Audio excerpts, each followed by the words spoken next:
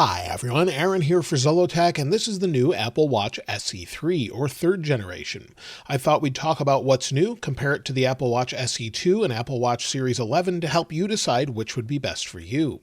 Now this comes in at $249, goes up to $629 depending on the band that you pick, and whether or not you choose just the base model with Wi-Fi or the Wi-Fi and cellular model. We have 40 and 44 millimeter options, and let's flip it over as we only have two colors, Midnight and Starlight. You'll see it says Apple Watch SE3 40 millimeters Midnight. So let's go ahead and open it up. Now I have to tell you, I did open this earlier.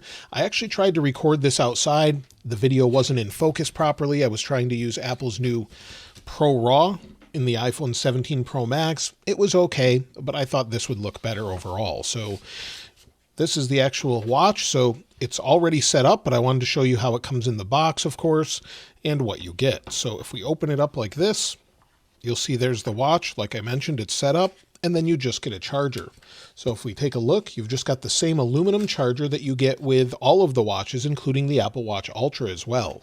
And then it's braided and USB-C. If we set this aside, you can see here's the watch. I already opened it, and we'll take a closer look at that in just a moment. And then as far as the band, strangely enough, I actually picked the same band I had on another watch, the titanium version of the Series 11, but you can see this here where it says Anchor Blue Sport Loop, and here's the SE3 Midnight aluminum case. So let's open this up. This is the smaller size, and we'll take this out just like that and put this away. Now, as you can see, here's the display, of course. This is an LTPO OLED display, goes up to 1000 nits, has 2 nits minimum brightness, and it's the same size display as the Apple Watch SE2. So not much has changed here as far as the display itself. And then the display itself, this is the 40 millimeter display, is 324 by 394, and the 44 millimeter is 368 by 448. This time we have the S10 system in package, but no second gen ultra wideband chip. So if we take a look around the outside edge, you'll see on the left hand side we have our speakers. We can use bands from pretty much any Apple Watch that's the 40 millimeter or smaller variant. We've got the power button or control center button, our microphone, a digital crown, which feels the same as last year, and then of course another spot here for a band, and that's about it. On the bottom, of course, the sensors are a little bit different than what you have on Series 11, but you can see aluminum here with the case and then what it is. So Apple Watch SE3. Now this particular watch is not much different than the Apple Watch SE2 or SE1. You'll see this is actually an SE1 side by side. So if you take a look at it, they're both cellular models. They look pretty much the same. You can see how scratched up this case is though after years of use. And the overall look is not too much different as far as the overall size goes. And you'll see the SE1 versus the SE3 on the right. So very similar as far as that goes. They have not improved it greatly from the SE2. Now when it comes to the battery life, it's up to 18 hours, no change there from the original SE or even the Series 10 Apple Watch, and up to 32 hours in low power mode. It does have fast charging, 0 to 80% in about 45 minutes, 15 minutes for up to 8 hours of use. And as far as what's new this year compared to the Apple Watch SE2, well, there's quite a bit. We now have sleep apnea notifications, temperature sensing, 5G capability, 4 times more crack-resistant Ion-X glass than previous generations. It also now supports those new flick gestures, so maybe you have a notification, you want to get it off the display. You can then flick your wrist to the side, and it will sort of dim the display you'll see there, or get rid of things such as notifications. You also have the double tap gestures, so you can activate those. And then also you have on-device Siri with health data access this time around, as well as that fast charge capability that I mentioned before. We also have 2 nits minimum brightness, and you'll see this just moves around with this new Flow watch face.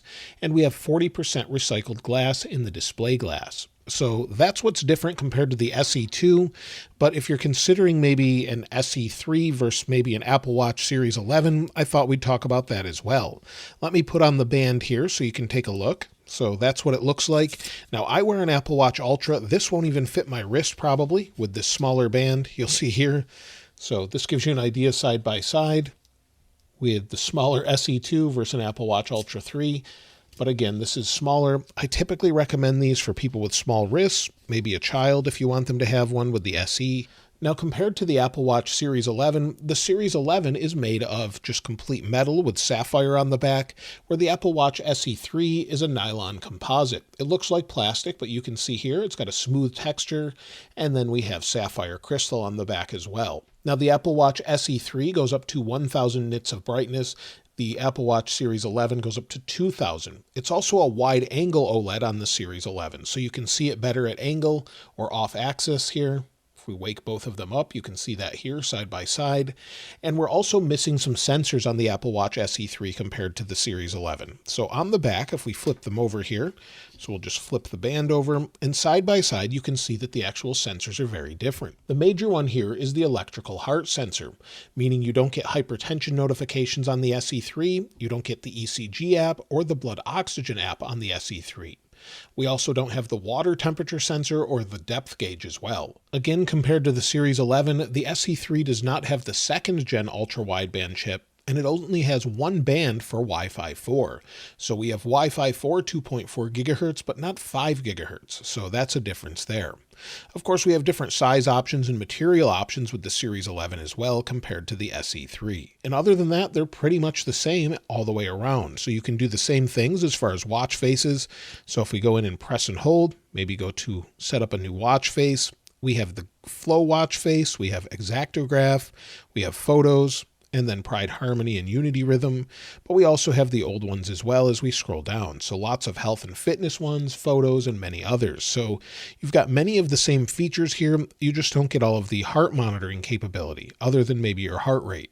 Again, if we go into settings here, you'll see that with the heart rate monitor here where it's measuring, or you can go into music and everything else. You also have the ability to do things such as listen to the ambient noise to see if it's too loud, and you can play music from the speaker as well. So I can't play that here, but if you play music, it will play out of the speaker. Now, if you're wondering if you should pick up an Apple Watch SE3 over some others, well, it really depends which one you're coming from. If maybe you have an Apple Watch Series 1 all the way up to maybe Series 5, this would be somewhat of an upgrade. It just depends on what you're looking for.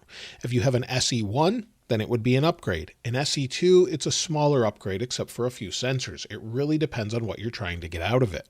Compared to a Series 11, I would recommend the Series 11 just about every time due to the additional features, the additional size options, material options, and more. So it really depends on what you're looking for. I think the SE3 is a great value at a couple $100, but if you're getting closer to $300, I would go for the Series 11 every time. That's because you get the additional sensors. You'll even get better battery life, 24 hours versus 18 here, and so there's definitely some reasons to go for the Series 11. But if you have a child, you got this on discount, this is a great Apple Watch. Or if maybe you just want something basic to track maybe steps and workouts, this would be good as well. But let me know what you're choosing in the comments below, and of course, if you haven't subscribed already, please subscribe, and if you enjoyed the video, please give it a like. As always, thanks for watching. This is Aaron. I'll see you next time.